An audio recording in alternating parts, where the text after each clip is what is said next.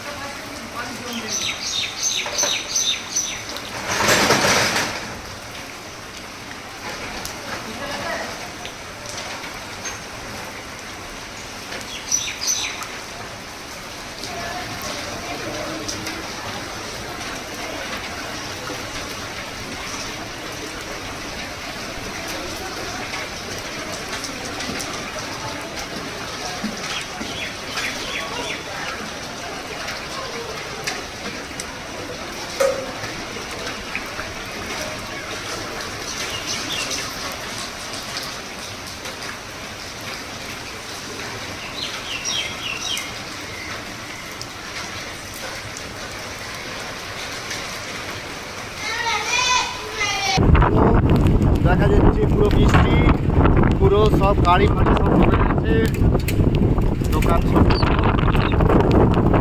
খুবই বৃষ্টি হচ্ছে, একদম মেঘ অন্ধকার আর ঝড়ো হাওয়া।